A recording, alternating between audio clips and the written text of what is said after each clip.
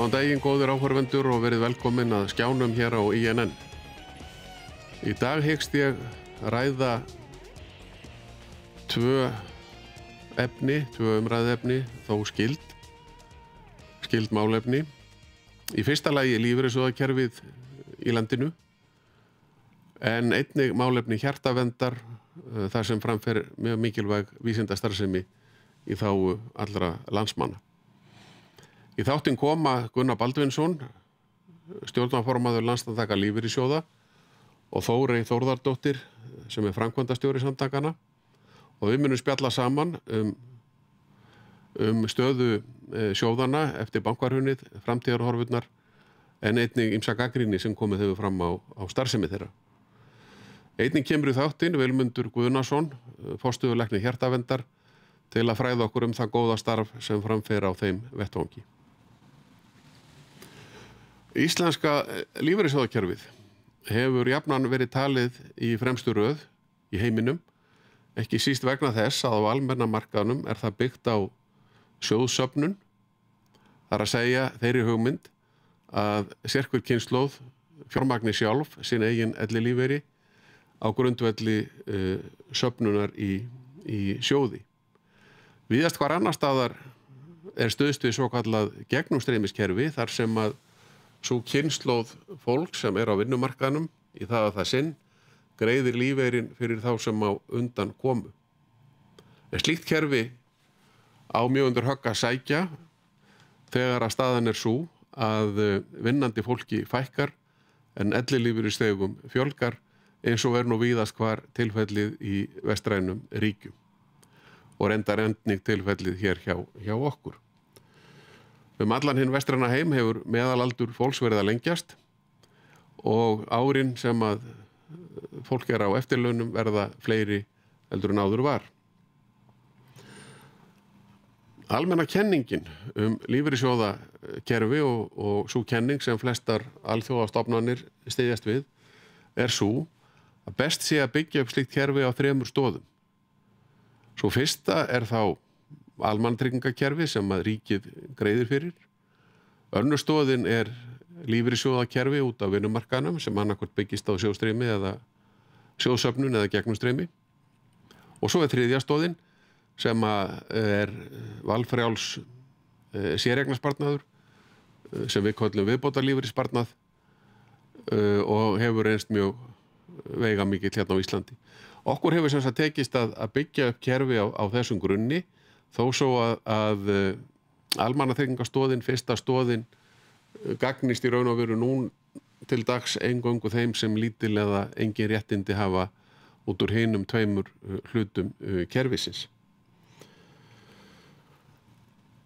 Það var mikil framsýni í tengslum við kjarasamninga á árinu 1969 að byggja upp almennt lífeyrissjóðakerfi í landinu fyrir hin almennu verkalýðsfélög og félaga þeirra, en áður hafði verið hér í landi kerfi miklu fátbrotnara en opinberu sjóðirnir voru þó til staðar og miklu eldri, en þeir byggja á annars konar grunni heldur en almenna kerfið. Í heild eru eignir lífeyrissjóðakerfisins á Íslandi meir en 30% umfram þjóðarframleiðsluna okkar, og það með því allra mesta í heiminum. Allt þetta munum við ræða og tækifæri, gagnrýni, vandamál sem uppi eru förum við yfir hér með þeim Gunnari og Þóreyju.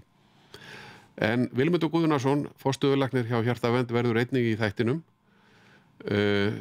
Það staðreynd að það hefur náðst ótrúlega góður árangur hérna á Íslandi við að fyrirbyggja hjartaáföll og fækka þeim og vinna bug á tengdum sjúkdómum.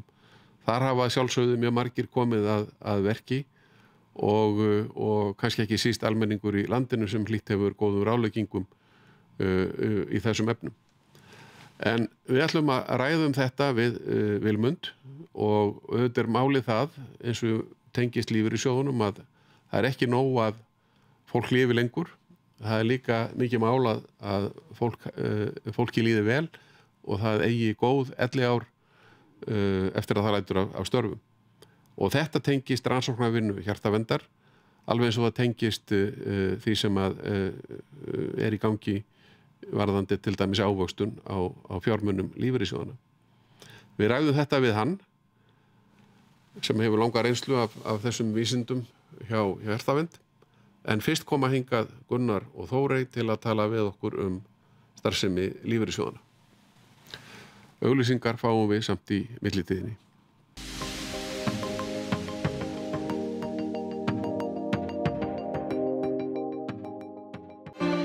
Það er ekki það sem þú segir, heldur það sem þú snertir. Það er ekki það sem þú lærir, heldur það sem þú snertir. Það er ekki það sem þú hugsar, heldur það sem þú snertir. Nýr iPad. Epli. Holta gæðaframleiðsla myndar grunn að ótrúlega fjölbreyttum sælgeraréttum sem kitla, bragðlauka, forhertustu matvendunga. Hefurðu pröfað kjúklingaborgara, barbecue-kjúkling, karríkjúkling, hvað með appelsínugljáðan, hátíðarkjúkling, kjúklingaskinku, bratwurst, kjúklingapylsur með fransku sinnepi og tyttiberasultu. Holta er ekki bara holt og ferskt, heldur gómsætt og freistandi. Holta.is.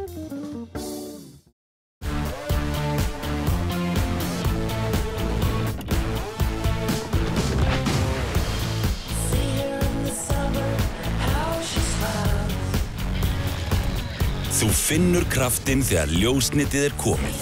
Háhraðanet, netvarinn og sjónvarp Símans með möguleika á allt að 5 háskerpumyndlyklum í einu. Ljósnetið. Kraftmeiri tenging fyrir íslensk heimili. Síminn.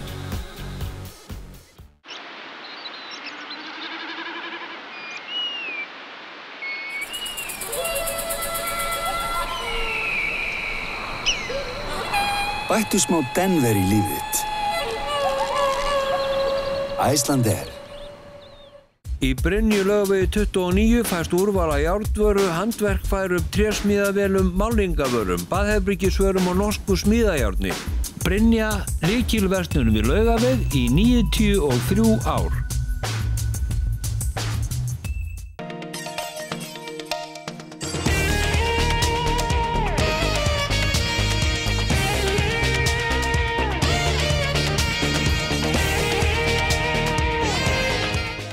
Já, hingað eru komin Gunnar Baldvinsson og Þórey Þórðardóttir.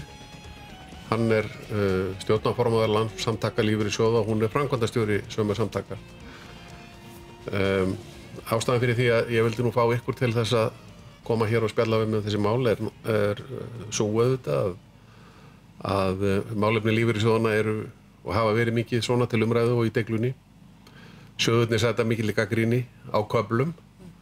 Útkom mikil og stór skýrsla starfsemi þeirra í febrúar síðastliðnum og flestir sem að taka til máls í þjóðfélagsumræðunni virðast hafa eitthvað til málun að leggja varðandi starfsemi lífeyrissjóðanna, hvernig eigi að ráðstafa peningum og hvað hafi verið skakt gert í fortíðinni og svo framvegis. En það er nú þannig að lífeyrissjóðarnir eru gríðarlega mikilvægir í okkar efnahagslífi. Við erum með mjög þróað lífeyrissjóðakerfi miðað við markaðra og eignirnar eru hvorki meira né minna en 2200 milljarðar rúmlega eða vel yfir 30% af landsframleiðslunni. Og þetta er engin smá ábyrgð sem fylgir því að ávaxta þetta eða forvalta alla þessa peninga.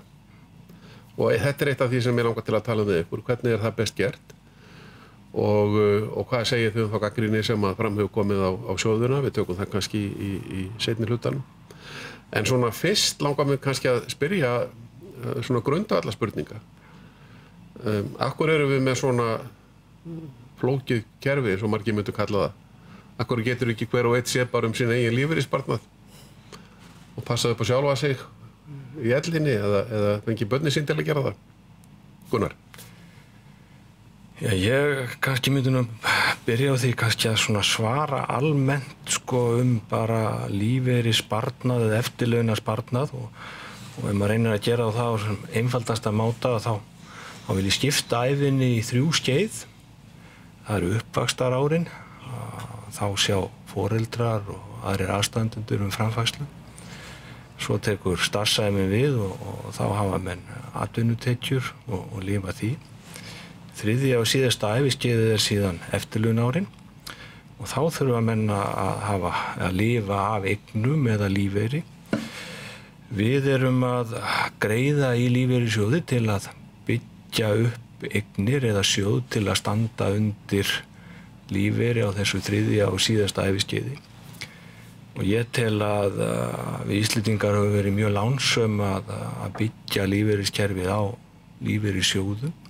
Það er að segja byggja kerfið á því að safna og leggja fyrir til þess að greiða lífeyri síðar.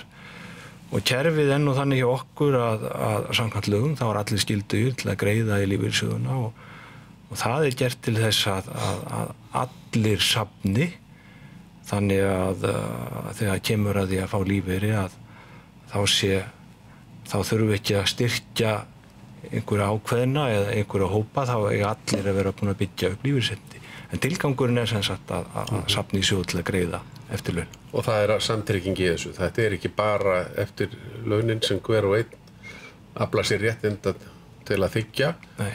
Heldur við líka í þessu sem þú kallar áfallatryggingar. Já, það ekki rétt. Já, réttindin eru tvíþætt. Annars vegar það ellilífeyrir til æviloka og það samtrygging í því, í þeim hluta lífeyriskerfis sem byggir á samtryggingadeildum að lífeyri greiddur til æviloka, þannig að það klárast ekki réttindin. Hins vegar það þá áfallalífeyri sem samheiti yfir örorkulífeyri sem greiddur við starfsorkumissi, makalífeyri sem greiddur við fráfall eða þá í þriðja lagi barnalífeyri sem greiddur bæði við starfsorkumissi eða við fráfall. Nú eru þið bæði ný á eitthvað núverandi stað í þessu kerfi. Þú ert að vísu búin að vera lengi í stjórn samtakana og hefur rekið almenna lífeyrissjóðun árabil. Og þú varst hjá lífeyrissjóði starfsmanna ríkisins, ef ég veit rétt. Já, ég var þar í tæp 10 ár og tók svo við af Hrafni sem var búin að gegna þessu embætti í 36 ár. Það voru tveir miklu sómamenn sem þið lestu af hólmi, Hrafn og Arnar Sigmundsson. Já.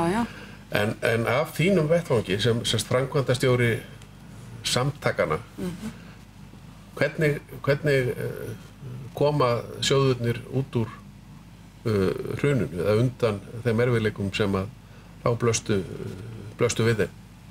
Þetta var náttúrulega mikill skellur sem kom yfir þjóðfélagið en eftir stendur að lífeyrissjóðirnir hafa staðið þetta af sér. Þeir eru mjög sterkir og þeir urðu fyrir miklu höggi eins og allt þjóðfélagið en eftir stendur að þeir eru eins og komst fram með í inngangiðinu að það eru 2300 milljarðar þarna undir.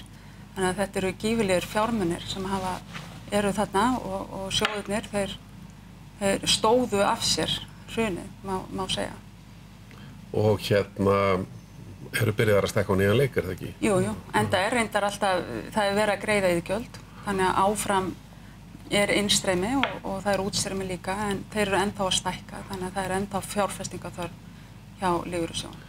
Hvernig gengur að fjárfesta svona stórar upphæðir þegar það eru gjaldeyrishöft?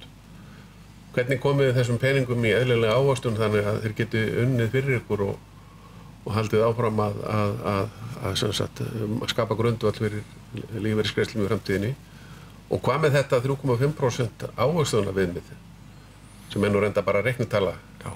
Það oft alltaf mikið misskilningu þegar að tala ávöxtunar viðmið 3,5%. Að þetta oft rætt þetta eins og þetta sé einhver ávöxtunar krafa og þar með séu lífeyrissjóðir að þrýsta upp vaxtastiginu í landinu en þetta eingöngu talað þar sem verið að gera sjóðinu uppi, það 3,5%. Þannig að ég heldur bara koma fram þessari leiðréttingu þegar fólk ræðir þetta oft í... Þetta mjög algengur misskilningur. Já, mjög algengur misskilningur að þetta sé ávöxtunar krafa lífeyrissjóðanna. Þeir eru gerðir upp á 3,5% og hugsað til langs tíma. Lífeyrissjóðirnir eru byggðir upp á mjög löngu tíma, þannig að þetta svona langtíma ávöxtunar markmið sem þeir þurfa að hafa, svona viðmið varðandi uppgjör, en engan veginn að þetta ekki ávöxtunar krafa sem slíkt. En hvað segir ávöxtunar möguleikana eins og þeir eru núna? Hvernig þetta varveita raungildi allar þessara peninga? Já, það erfiðara núna heldur en það var áður en hér voru gjaldeyrishöft Bæði að, getum sagt, í kjölfar efnahagsáfallsins hafa verið minni tækifæri innanlands og svo náttúrulega með gjaldeyrishöftunum þá megum við ekki fjárfesta úti. Undanfarin ár hefur við mikið fjárfest í ríkisskuldabréfum. Ríkissjóður er ennþá töluvert skuldsettur og það hefur verið framboð af slíkum bréfum. Sjóðirnir hafa líka þurft að geyma töluvert háa fjárhæðir inn á innlánsreikningum. En það er samt þannig að okkur finnst að það sé að fjölga fjárfestingatækifærum hér innanlands. Og við finnum það að þjóðfélagið er smá saman að taka við sér aftur og þá fjölgar tækifærum. Við lítum á höftin sem tímabundin og í okkar huga getur tímabundið verið mjög langur tími. Við erum náttúrulega að horfa til margar áratuga, þannig ef höftin verða hér, segjum 5 ár eða eitthvað slíkt, þá lítum við á það sem tímabundið. Það er mjög mikilvægt fyrir lífeyrissjóðina að geta fjárfest erlendis af áhættudræfingasjónum. Og við sáum það og það var kannski eitt stærsti lærdómurinn eftir efnahagshrunið að hvað það skiptir miklu máli að við erum ekki með öll eggin í sömu körfu. Já. En það er eitt sem maður náttúrulega blasir við í þessu öllu saman að þjóðin er að verða eldri. Já. Og það ekki bara við okkur, það alls staðar í hinum vestræna heimi. Já. Mannfjöldinn stendur í stað og það jafnvel fækkar fólki í sömum þróuðum löndum. Já. En það fjölgar ekki á vinnumarkaðnum, það fækkar á vinnumarkaðnum. Já. Það er að segja að þessi aldurspíramíd er þannig að það eru færri til að standa undir þessum útgjöldum. Já. Og það er auðvitað mjög bagalegt sérstaklega í gegnumstreymiskerfi. Já. En það er kannski ekki alveg sama vandamáli það sem er sjóðstreymi. En það er þetta sem þú sagðir áðan, sko, að hugsa til áratuga. Það er dálítið skylt því sem ég ætla að tala hérna á eftir við hann Vilmund Guðnason, lækni hjá Hjartavernd. Þar þarf að huga að forvörnum, sko, áratugi fram í tímann. Já. Ef þú vilt losna við að fá hjartaáfall eða eitthvað slíkt eftir 20-30 ár, þá verður að passa að reykja ekki í dag. Akkurat. Og svo framvegis. Já. En þetta er að mörgu leyti náskylt. Já. Það verður að taka svona langtíma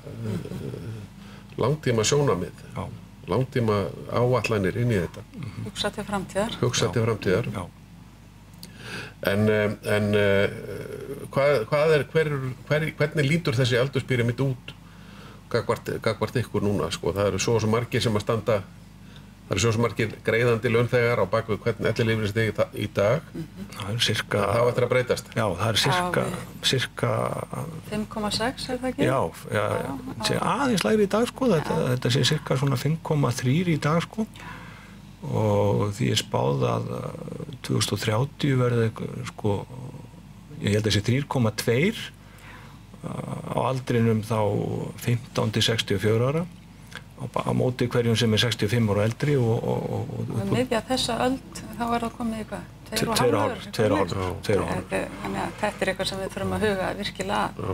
Og þá koma sjóðirnir að hver kynslóð fjármagni talsvert sjálfan sig komi að sinni fjármagnun. Þannig að það skiptir verulegu máli. Ég satt auðvitað marga fundi þessi mál sem fjármálaráðherra á sínum tíma og ég man alveg eftir því, sko, að á þeim tíma margir voru örvæntingafullir, kollega mínir yfir hvernig ástandi leit út. Já. Þetta á reyndar við bæði fyrir austanhafs og vestan. Já.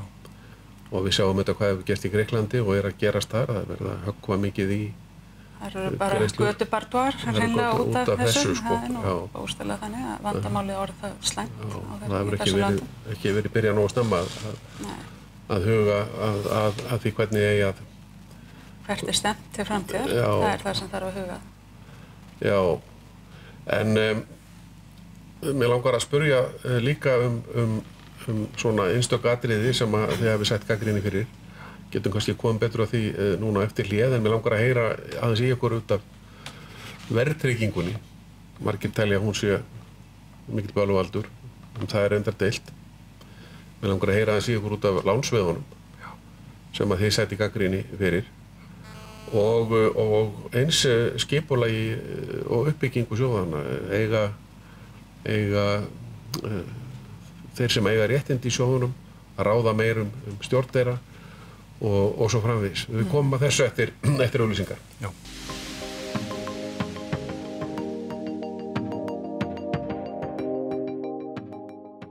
Komdu í Krónuna og kíktu á öll frábæru tilboðin. Yfir 200 tilboð í hverju viku, sjá nánar á krónan.is. Krónan fyrst og fremst ódýr. Grænmetismarkaðurinn á leikhúsplaninu í Hveragerði við hliðina á gamla Eden opinn allar helgar til klukkan 18. Nýtt íslenskt grænmeti uppskorið og pakkað daglega. Batik, bólaprentun og auglýsingavörur, merkjum allan fatnað, Batik Bílsöða 126. Fimmtudaginn 4. október erum við komin til Grundarfjarðar, hittum að máli Guðmund Smára Guðmundsson hjá Gerun, Gísla Ólafsson í Hótel Framnesi, Inga Hans Jónsson, sögusafnshaldara og Þórð Magnússon bæjarfulltrúa og athafnamann. Í Grundarfirði hafa ekki bara síld og hvalir viðkomu heldur einnig skemmtiferðarskip utan úr hinum stóra heimi. Fimmtudaginn 11. október höldum við áfram að skoða hvað Grundfirðingar að brasa. Hittum Harald Hallgrímsson hjá Mati sem starfa með þróunarfélagi Snæfellsnes að leita nýjum afurðum úr sneisafulli kistu Breiðafjarðar og hittum Aðalstein Steingrímsson sem stýrir ört vaxandi beitukóngsútgerð.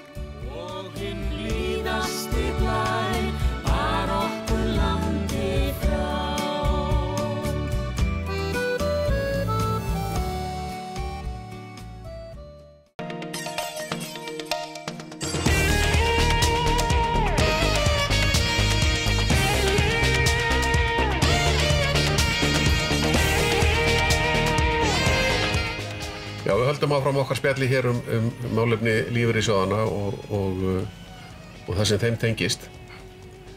Það eins og ég sagði í upphafi, vinsælt að gagnrýna sjóðina og það ekki alltaf kannski gripið neitt sérstaklega til varna fyrir þá af hálfu þeirra sem þar eru. Ég nefndi hérna áðan verðtrygginguna, nefndi lánsveðin, ég nefndi stjórnun sjóðana, hvort að félagar eigi að vera atkvæða meiri á aðalfundum og svona viðs. Viljið þið svara einhverjum þetta? Viljið þið byrja á því að svara fyrir gjörðir ykkar í sambandi við verðtrygginguna til dæmis? Já. Þóri? Hún náttúrulega hefur margar hliðar verðtryggingin og þegar við horfum á núna umræðan, hún hefur svo einblínd inn á lántakendur og lánin sem hafa verið á markaði, þau hafa verið erfið fyrir ákveðna kynslóð sem var að kaupa ákveðna tíma. Þetta voru löng jafngreiðslulán til 40 ára og við höfum fullan skilning á því. En hins vegar líka lífeyrissjóðirnir settir upp með þeim hætti að þeim ber að borga út verðtryggðan lífeyri. Og þar líka krafa það að þegar fólk komið á lífeyri og komið á efri ár, að þá vill það fá öryggi og það vill fá að vita að hverju það gengur. Og ef að það búið að byggja upp réttindi á langa tíma, þá vil það geta svona gengið að einhverju vísu, hvaða tekjumöguleika hefur það í framtíðinni. Þannig að þetta svona umræða sem hefur fleiri en eina hlið og við erum mikið búin að stúdera þetta og haldið málþing og farið yfir. Og ég held að það sé alveg hljómgrunnur að það þurfa að breyta ýmsu. Það þurfa til dæmis að vera með öðruvísi möguleika á lánum fyrir einstaklinga. Og ef við tengjum þetta akkurat líka inn á lánsveðin, því að mér finnst umræðan þar, hún hefur oft verið dálítið óvæging gagnvart lífeyrissjóðunum. Þeir eru settir upp eins og þeir séu andstæðingar þessara lántaka og vilja vera mjög erfiðir í umræðinu að taka tillit til þessa fólks, en þessi umræða hún vill vera dálítið svona einsleit. Það ekki horft á það að þetta eru eigur sjóðfélagana. Stjórnir sjóðana hafa ekki völd til þess að gefa eftir eignir, en hins vegar hef ég mikinn skilning á því ef að stjórnvöld vilja leysa þennan vanda og koma til móts við þetta fólk með einhverjum hætti. Og lífeyrissjóðirnir hafa einmitt komið að þeirri vinnu mikið að reyna að greina hver með lánsviðin og annað, hvaða hópur þetta og stjórnvöld geti þá komið að því að með einhverjum hætti, ef þeir vilja koma til einhvern veginn jafna það hvernig leyst á þessum málum þessara einstaklinga. Þannig að en þarna í rauninni eignir sjóðfélaganna baki. Það sem þú ert að segja verðtrygginguna heyrist mér stemmir alveg við þá niðurstöðu sem að sérfræðingahópur á vegum ég man nú ekki á vegum hvers SFF, samtaka fjármálafyrirtækja komst að. Þannig að þeirra niðurstöður eru mjög svona áþekkar þessu heyrist mér. En það verðtryggingin fyrir okkur sem að munum tíman áður og nú var hérna engin tilviljun. En ef þú ert bæta við þetta Gunnar og eins stjórnar kjör og áhrif sjóðfélaga. Kannski fyrst bara aðeins verðtrygginguna að árétta það að því hefur stundum verið haldið fram að lífeyrissjóðunum hafi hagnast svo mikið á verðtryggingu að þá það nú bara þannig að verðbólgan okkar versti óvinur. Við erum með verðtryggðar skuldbindingar. Þannig að þegar hér verðbólga þá hækka skuldbindingarnar einn á móti einu. Hins vegar eru eignirnar ekki alla verðtryggðar. Ætla sé ekki svona cirka 60-70% af eignum sem eru verðtryggðar, þannig að það myndast bil í hvert skipti sem verðlag hækkar. Við töpum á henni. Stjórnskipun eða stjórnarfar lífeyrissjóða þá það að segja að það eru bæði til sjóðir þar sem eru eingöngu sjóðfélagar sem sitja í stjórnum og sá sjóður sem ég stýri hann til dæmis þannig en síðan en flestir sjóðir byggja á fulltrúalýðræði þannig að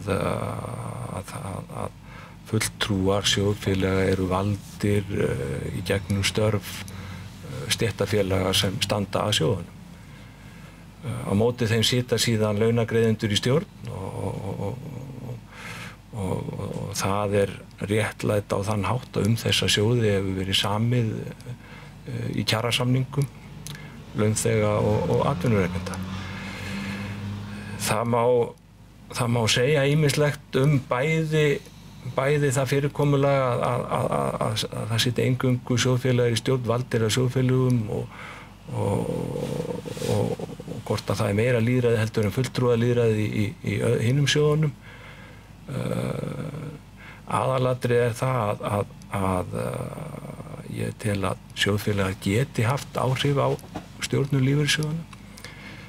Sjóðunum ber að vera með opna ársfundi einu sinni ári og ég vil endilega hvetja fólk að mæta á þá fundi og fylgjast með og gera athugasemdir ef því finnst að við séum ekki að gera rétt. Þetta þannig að sjóðinir eru sannarlega eigu sjóðfélaga. Það verið að höndla með lífeyrisréttindi og sjóðfélagana og það skiptir gríðarlega miklu máli hvernig staðið að málum. Það má samt bæta við þarna í úttektarskýrslunni að þá var akkurat kom fram að lífeyrissjóðirnir ættu að skoða þetta og ég held að það sé alltaf gott að vera með umræðu og við eigum að meta þetta og vera alveg ófeimið með að taka umræðuna og vega og meta kostina og gallana. En það sem var svolítið áhugavert í skýrslunni að þar kom fram að það var engin fylgni á milli þess hvernig árangur í ávöxtun og annað og í stjórnun sjóðanna raunverulega í ávöxtun eftir því hvernig skipan var í stjórnun. Og þannig að það ekki eins og ég vil nú fullyrða að ég held að stjórnarmenn vinni að fullum einhug í stjórnun lífeyrissjóða. Alveg sama hvort þeir eru kosnir með fulltrúalýðræði eða öðrum hætti. Ég hef ekki kynnst öðru. En þetta eitthvað sem við eigum samt alls ekki að líta á eitthvað sem við eigum að vera ófeimin að hafa upp á borðinu.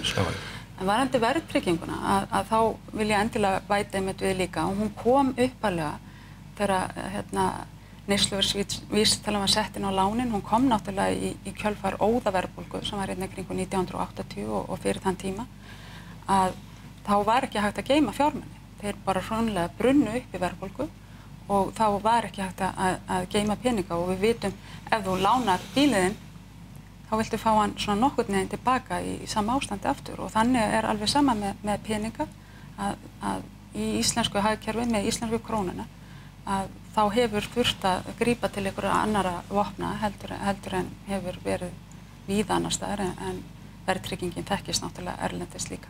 Já. Hérna út af þessu sem þú sagði Gunnar að menn geti mætt á ársfundinn og látið til sín taka. Já. En einstaklingar sem að vilja svona spá í betur í sín réttindi, hvernig geta þeir litið eftir sínu réttindu? Hvernig getur fólk svona passað upp á það að öll þess máli séu í topp lagi? Flestir fá náttúrulega bara einhverja kvittanir og nú voru þið bara rafrænar upplýsingar. Já, flestir fá send yfirleitt 2 ári. Flestir sjóðir senda yfirleitt 2 ári og þar koma fram upplýsingar réttindin og menn eiga að lesa yfirleitin sín og fylgjast náttúrulega í fyrsta lagi með hvort alla greiðslur sem hafa verið teknar af launum þeirra hafi skilað sér til lífeyrissjóðsins en síðan að horfa á réttindin. Ég vil bæta því við að flestir sjóðinni hérna eru tiltölulega tæknivæddir og eru með læsta sjóðfélagavefi þar sem sjóðfélagi geta fengið aðgangsorð og fylgst líka með réttindum þar. En svona í stærra samhengi þá það þannig að við erum að hugsa 3. æviskeiðið og þá kemur spurningin eru þau réttindi sem ég að byggja upp í lífeyrissjóðnum mínum og vonandi flestir með viðbótarlífeyrissparnaði sem við höfum nú ekkert nefnt en mikilvægur eru þau nóg til þess að ég geti lifað sambærilegu lífi eða lífi eins og ég vil lifa eftir ég hætti að vinna og það spurning sem fólk raunverulega að spyrja sig þegar það fær yfirlitin skoða hvert stefnir miðað við þann sparnað sem ég að greiða í verður þetta nóg miðað við þau lífsgæði sem ég hef í dag og ef menn telja svo ekki vera þá þurfa með mentalega að gera ráðstafanir og spara þá annar staðar líka. Já. En viðbótarlífeyrissparnaðurinn þetta man vel eftir því þegar hann byrjaði, ég hafði mikinn atbeina að því að hann var lögfestur hér frá með 1. janúar 1999. Hérna hefur hann ekki sanna gildi sitt? Í mínum huga já, ekki spurning.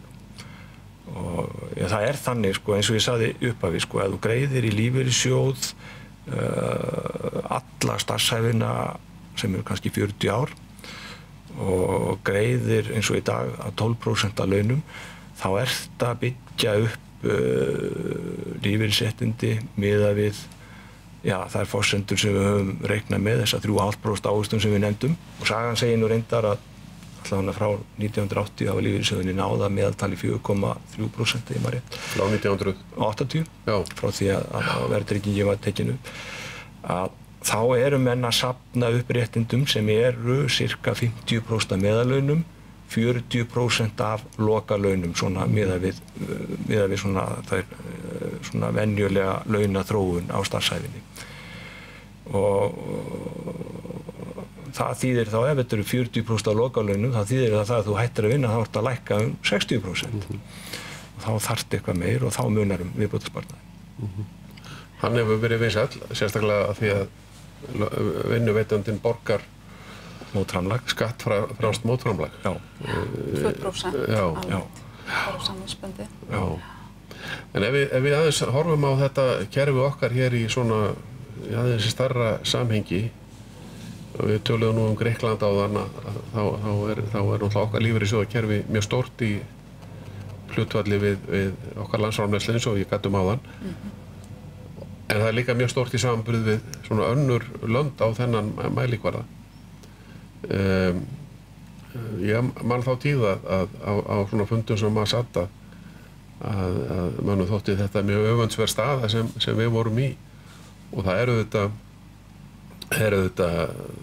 eiginlega alveg frábært að sjóðirnir skulu hafa komist þó þetta vel undan bankarhruninu og séu byrjaðir að svona sengi sér veðri á nýjan leik. En þó var það ekki alveg átakalaust vegna þess að það þurfti að skerða réttindi og greiðslur hjá sumum sjóðfélagana sem eru á almannamarkaðnum, það gerist nú ekki hjá ríkinu. getið þið aðeins farið yfir það og hvernig þetta gerist og sem sagt greiðslur skerðast en þær eru samt verðtryggðar þannig að fólk kannski sér ekki alveg nákvæmlega hvað að gerast. Í góðærinu þá voru margir sjóðir og jafnvel of fljótir að bæta í réttindin. Já, að auka greiðslurnar. Já, juku greiðslurnar og réttindin í sjóðunum og það umfram vísitöluna og síðan þegar eftir hrunið að þá þurfti að grípa til þessara leiðilegu aðgerða að það þurfti jafnframt að skerða réttindi. Af því að almennu sjóðirnir þeir byggja bara á því að það eru eignirnar sem standa bak við réttindin. Þannig ef að það verður eitthvað högg í eignunum þá skilar það sér strax í réttindunum. Þannig einmitt þessi munur á opinbera kerfinu annars vegar og almenna kerfinu að hjá stóru stærsta sjóðnum eins og lífeyrissjóður starfsmanna ríkisins og annað þar er búið að skilgreina réttindin sem slík. Þannig að það er ekki háð ávöxtun eigna sjóðsins á hverjum tíma. Þannig að áhættan á launagreiðandanum. Almennu sjóðirnir eru hins vegar byggðir upp þannig að áhættan hjá eigendunum og hjá rétthöfunum. Þannig að það er mikill munur á þessu. En sjóðirnir stóðu af sér einmitt hrunið og við sjáum svona í alþjóðlegu samhengi að af því að sjóðirnir eru svona sterkir eins og þeir eru og við höfum í rauninni sýnt þessa forsjárhyggju að leggja fyrir í samtryggingakerfi að þá hefur það dregið úr greiðslum sem að ríkið hefur þurft að bera ella. Að ríkið er ekki að borga nema 4% af vergri framleiðslu í almannatryggingar á meðan og eru þar langlægstir af öllum OECD-ríkjunum og Finnland er þar til dæmis hæst með held ég 12%. Þannig að það er gífurlegur lífeyrissjóðirnir koma þarna og draga úr greiðslum sem að ríkið þyrfti alla að hafa á sinni hendi.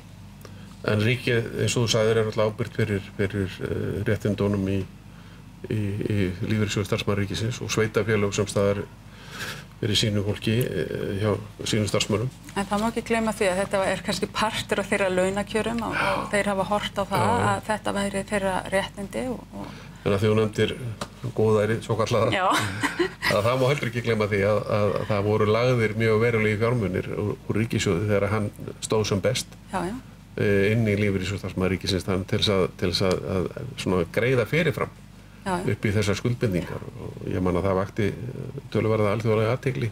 Að borga umfram skyldu þarna þegar vel áraði og það reyndist vera mjög hyggilegt.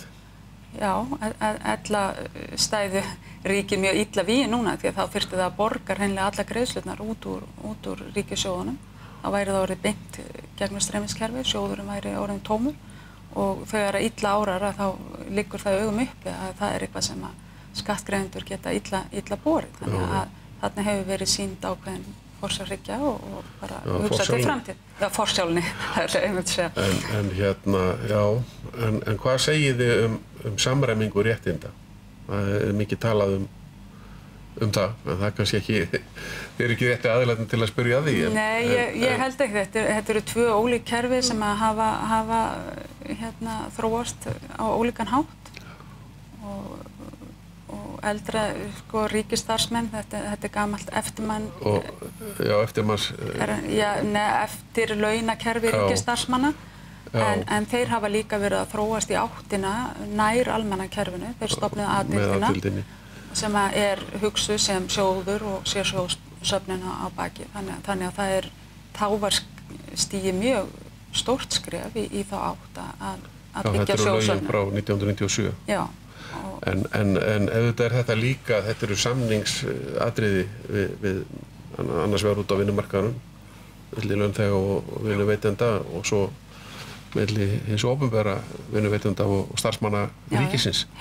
Þannig að menn hlaupa ekki í að breyta þessu svona án þess að gera einhverja samninga. Nei, ég held að það sé sjaldnast potað í lögin LSR, ef að svona orðið komast, öðru sinna að það fari fyrst í gegnum það umhverfi sem að baki því stendur. Þannig að þetta er hluti af þeirra launakjörum og starfskjörum. Já, og það leiðir hugann að nauðsyn þess að allar svona meiri áttar breytingar í þessu kerfi sé einhver breið sátt. Mér finnst það hrapp ekki að einhverjum breytingum sem að sjá ekki fyrir endan á kannski? Ég held að þurfa að draga alla á borðinu þegar það er verið að hreyfa í kerfinu. Það er mjög mikilvægt að það sé svona þverpólitísk sátt og það sé dregnir allir þeir aðilar sem hafa hagsmuna að gæta að því og því að það er mjög slæmt að vera alltaf að hreyfa í kerfið og það sé umræða að það sé lítið mál að breyta og tala með minnst ákveðin virðingarleysi við kerfið því að þetta skiptir miklu máli, fólk leggur þarna inn í kerfið til framtíðar og hugsar það til langs tíma. Að ég held að það svona dregur úr tiltrú almennings á kerfinu og leggja fyrir ef að það er umgengið síðan með þeim hætti að ekki með nægilegri virðingu. Öll tilraunastarfsemi á þessu sviði getur verið mjög varasöm myndi ég halda. Það á í rauninni aldrei að fara í breytingar nema vel yfirlegu ráði og að þessi ríki nokkuð sáttum. Ég tel það vera grundvallaratriði. En út af því að þú spurðir samræmingu réttinda sko, þá er það þannig það er í gangi starfshópur sem var skipaður eftir kjarasamninga í maí 2011. Samráðshópur aðila vinnumarkaðarins og stjórnvalda og markmiðið að skoða leiðir til að samræma réttindi og jafnframt að við stöndum eftir með lífeyriskerfi sem er sjálfbært. Þannig að það er vinna á þessum vettvangi í gangi til að ræða þessi mál. Ég held að við látum þetta vera lokaorðinu og ég þakka ykkur kærlega fyrir að koma hingað í þetta spjall þetta gríðarlega mikilvæga málefni sem lífeyrissjóðakerfið í landinu. Takk svo leiðis. Takk kærlega fyrir. Þú ert að horfa á INN, Íslands nýjasta nýtt. 3 strengir, upphafið og allt gerist nákvæmlega núna. Epli. Úrel gegn þvagfærasýkingu aðeins 1 hylki á dag, 1990 krónu pakkinn, engin sendingakostnaður, kemst inn bréfalúgu, fæst aðeins í vefverslun Sagamedica á sagamedica.is. Ég elska Popitas Zero. Engin fita, sama góða bragðið, 100% maís. Nýbökuð brauð á morgnana, léttir réttir í hádeginu, kökur með kaffinu og fjölbreytt veisluþjónusta. Bakarameistarinn.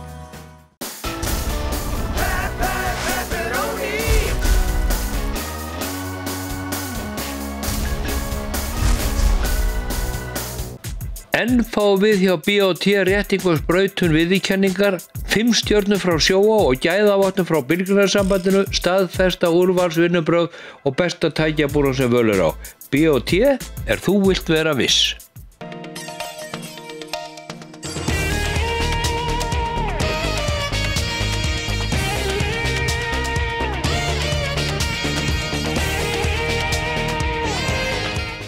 Já, hingað kominn Vilmundur Guðnason, prófessor og forstöðulæknir hjá Hjartavernd. Velkominn. Takk fyrir það. Hjartavernd eru afskaplega merkileg samtök, sjálfseignarstofnun sem hafa verið starfandi hér í landinu í tæplega 50 ár og beitt sér fyrir margháttuðum rannsóknum á sínu sviði og rannsóknum sem hafa vakið heimsathygli, leyfi ég mér að segja. Enda hefur Hjartavernd fengið stórfellda styrki erlendis frá til sinna rannsókna og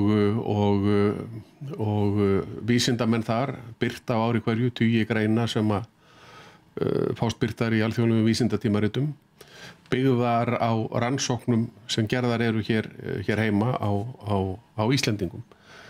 Það er mjög margt sem að væri gaman að spurja Vilmund Mér langar að biðja þig fyrst að segja okkur aðeins frá Hjartavernd og frá því helsta sem að samtökin hafa áorkað í það minnsta á seinni árum. Þetta er náttúrulega löng saga, ég ætla ekki að biðja að rekja hann alla. Og svona það sem er núna helst í gangi og það sem skiptir mestu máli að þínum dómi. Hjartavernd auðvitað stofnuð eins og segir 1964 sem samtök hjartaverndarfélaga og ástæðan auðvitað svo að á þeim tíma bæði á Íslandi og annar staðar er gífurleg aukning í ótímabærum dauðsföllum bæði hjá körlum og konum, þó meira hjá körlum, vegna hjartaáfalla.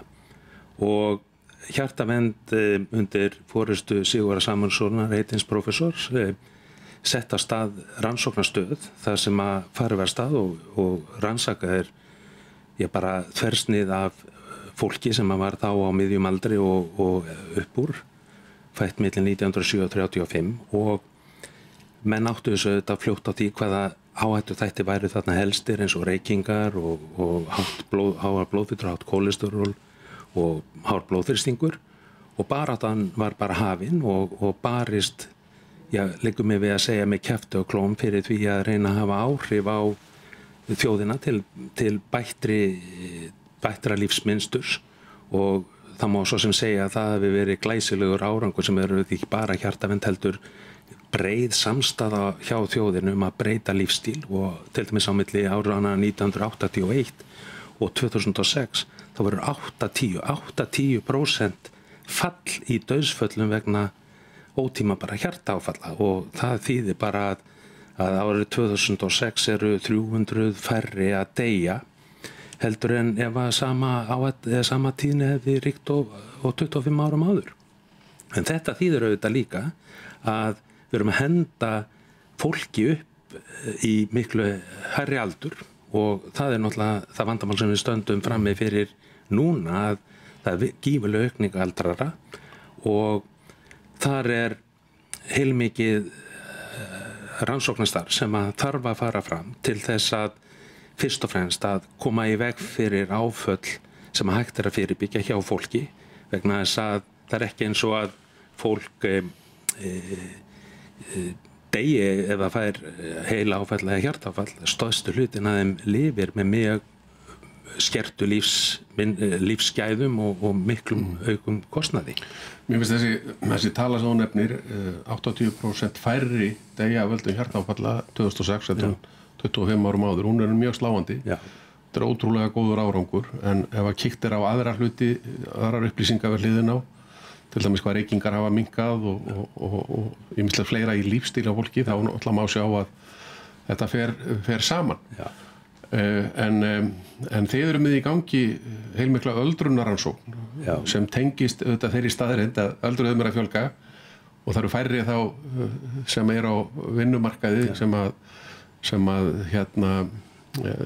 standa undir kostnaðinum við það að veita eldri borgurum þjónustu og þetta hlutfall á eftir að skekkjast og breytast enn meir í framtíðinni. Þannig að þá auðvitað, ef ég skil þetta rétt, mjög mikilvægt að reyna að sjá til þess að fólk lífi ekki bara lengi, heldur góðu lífi án þessar áfall og það það sem þið eruð að vinna í. Fyrst og fremst það sem við erum að einbeita okkur að með okkar rannsóknum, að reyna að skilja þá þætti sem að ráða þróun sjúkdóma og skilja þá þætti sem hafa áhrif á áföll og með það að markmiði að koma í veg fyrir áföllin hjá öldruðum en líka að skilja hjá yngra fólki hvað það sem að ákvarðar þróun sjúkdóma eins og hjartasjúkdóma og æðasjúkdóma og annara sjúkdóma sem að munu taka 12 þegar menn eldast. Þannig að markmiðið í raun og veru með öllum okkar rannsóknum að reyna að koma fólki eins heilbrigðu eins og hægt upp á efri ár til þess að það sé líklegra til þess að lifa betra lífi og þar af leiðandi getum við sagt ekki nota heilbrigðiskerfi til dæmis eins mikið eins og þeir myndu annars gera og síðan líka að glíma við þessi áföll hjá þeim þegar þeir koma þangað, koma í veg fyrir þau. En þetta þýðir þá væntanlega að rannsóknir þurfa að beinast að því ekki hvað á að gera á næsta árið eftir 5 ár heldur hvernig á að koma í veg fyrir eitthvað sem geti gerst eftir 20-30 í lífi fólks. Já, við hugsum, fólki finnst þetta kannski skrítið, við hugsum í áratugum. Við hugsum ekki í örfáum árum þó auðvitað skiptir það líka máli að geta séð og spáð fyrir til dæmis líkur á sjúkdómi eða áfalli á næstu 5 eða 10 árum. Við erum líka að hugsa langt fram í framtíðina og við erum í raun og veru að reyna að leggja kannski hornstein að því að börnin okkar og barnabörnin og barnabarnabörnin hafi aðgang að heilbrigðiskerfi og eins og við viljum að það sé og við höfum í dag. Ykkar samstarfsaðilar í útlöndum, það til dæmis National Institute of Health í Bandaríkjunum, sem alltaf gríðilega stór heilbrigðisstofnun þar í landi. Þið hefur verið í samstarfi við þessa stofnun fleiri árum saman. Já. Og það heldur áfram. Það auðvitað verið að spara vestanhafsins og annars staðar. En eigi síður eru ykkar niðurstöður og rannsóknir taldar það mikilvægar að þetta samstarf heldur áfram. Og samningar eru endurnýjaðir og svo framvegis. Við auðvitað, það er eitt sem að kannski fólk átta sig ekki á með þessum samningum sem við erum með, sem eru gríðar umfangsmiklir og ná alveg frá 2002, að þeir eru að við keppum allt þetta fé. Við þurfum að setja inn okkar tillögur og sýna og sanna okkur. Það er auðveldara núna í dag heldur en var fyrir 10-15 árum vegna þess að við erum auðvitað búin að safna upp þekkingu og birta heilmikið. En við höfum til dæmis nýlega endurnýjað samninga við National Institutes of Health. Þannig að við erum með samninga næstu 4-5 ár sem að ég held að hafi bara verið afrek kannski á þessum svona tímum eins og í dag, það sem rosalega mikill samdráttur í Bandaríkjunum í rannsóknarfé og hvað þá að setja það erlendis. Þið kallið inn til ykkar fólk, Íslendinga til rannsókna. Fólk lendir í úrtaki, ég lendi nú í þannig úrtaki fyrir nokkrum árum og var auðvitað fannst mér skemmtileg upplifun að fara í gegnum svona rannsókn. En segðu mér aðeins frá því, það sem þið eruð að gera þegar þið eruð að kalla inn fólk. Hvað er þá í gangi? Það sem að við erum fyrst og fremst að gera núna og höfum verið að gera og Hjartavernd hefur gert er að rannsaka einhvers konar þversnið af þjóðinni og við gjarnan núna köllum inn fólk sem er þá bara tilvíluna valið úr þjóðskrá. Reykjavíkur rannsóknin gamla, hún náði til allra kallar og kvenna fædda milli 1937-35 sem voru þá búandi á Stór-Reykjavíkursvæðinu. Og nú er eitthvað framhald af því í gangi í raun og veru, er það ekki? Já, öldrunar rannsóknir í raun og veru framhald af þeirri rannsókn. Síðan eru við auðvitað núna búin að vera á síðustu 4-5 árum að kalla inn yngra fólk til þess að beita svona nútímalegum faraldsfræðilegum rannsóknum.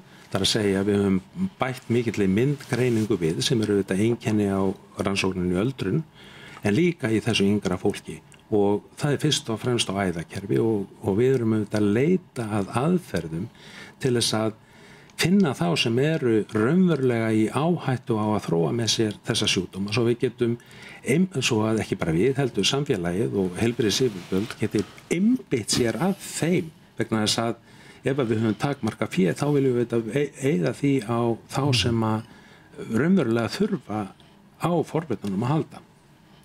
Er það ekki rétt hjá mér að eitt af því líka sem hefur gerst í læknisfræðinni á þessu sviði er það að það eru komin mörg ný lyf sem að hjálpa fólki í þessum forvörnum. Læknisfræðin er náttúrulega gjörbreytt frá því sem var kannski fyrir 50 árum.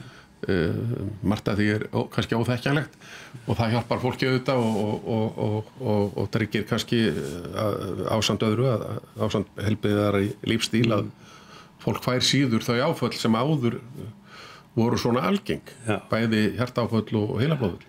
Það er að hluta til. Þegar við skoðum þetta mikla fall í hjartaáföllum, dauðsföllum vegna hjartaáfalla, þá gátum við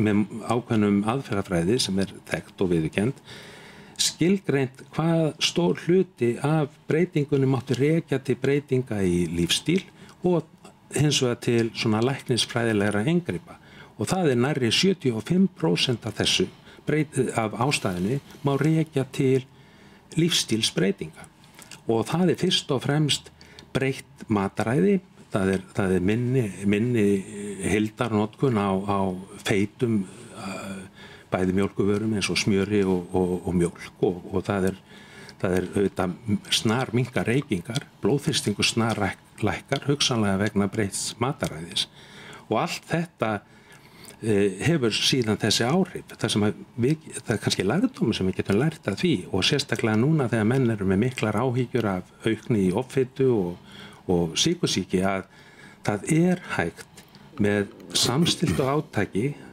aðila og almennings og fagaðila og stjórnmálamanna að hafa áhrif á lífstíl og það var hægt þarna og það verður örugglega hægt núna. Þannig að þó að okkur finnist framtíðin vera svört, þá eigum við ekki bara að sjá inn í einhverja nótt eða einhver svoleiðis, heldur eigum við að byggja á því sem við vitum að mun virkja fólkið til þess að taka ábyrgð á sínu eigin lífi.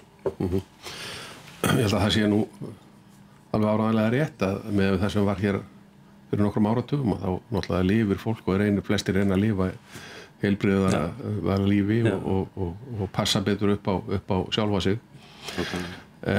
Og þetta getur fólk auðvitað kynnt sér, það er að fara inn á heimasíðuna hjá ykkur og fólk getur líka fengið ákveðna þjónustu, er það ekki hjá ykkur sem það leitar eftir því þó að því séu náttúrulega ekki læknastofa. En hérna síðan er það annað í sambandi við ykkar vísindarannsóknir. Þið eruð að síðan að gera nýjar uppgötvanir því að þið eruð að vinna á jaðri þekkingarinnar, svo mætti segja, uppgötva nýja hluti, búa til nýja þekkingu og vitneskju. Og það er það sem að vekur athygli og þess vegna er þetta birt í alþjóðlegum tímaritum. Nefndu okkur dæmi eitthvað slíkt sem bara nefnt alveg nýlegt dæmi þar sem við höfum reyndar einungis notað okkar gögn og það er til dæmis þessi rannsókn sem birtist í Journal of American Medical Association bara núna í byrjun september og þar sýndum við fram á að fyrir hvern einstakling sem hefur fengið hjartaáfall og veit af því, þar að segja hefur greinst og fara á spítala, að þá finnum við næstu því tvo sem ekki hafa haft hugmynd að þeir hefur fengið þessi hjartaáfall og þeir aðilar greinilega eru þá ekki útsettir eða í boði fyrir þá svo meðferð sem er fyrir þá sem hafa þekkt hjartaáfall, þannig að tíðni dauðsfalla hjá þeim einstaklingum er umtalsvert meiri heldur en til dæmis hjá þeim sem ekki hafa fengið hjartaáfall og nánast bara svipa og þeim sem hafa þekkt hjartaáfall. Þannig að það er heilmikið pláss hugsanlega fyrir einhvað þar en við erum ekki að spekulera í því að fara að gera einhverja dýra rannsókn til þess að finna fólk sem hefur fengið hjartaáfall.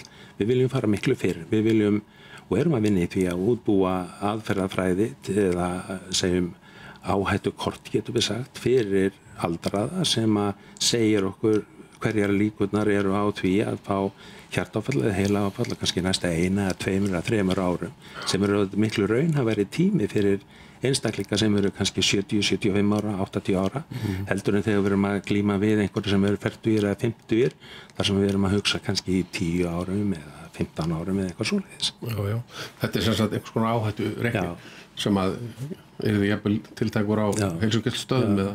Já, við vinnum mjög náið með heilsugæslulæknum vegna þess að við trúum því að þau tól og tæki sem við erum að útbúa þau eigi fyrst og fremst að fara í hendurna á þeim sem eru næst fólkinu. Þið eru með sem sagt hvað 50 manns í vinnu, vísindamenn. Já, allir það sé ekki eitthvað nærri því og heilmikla veldu.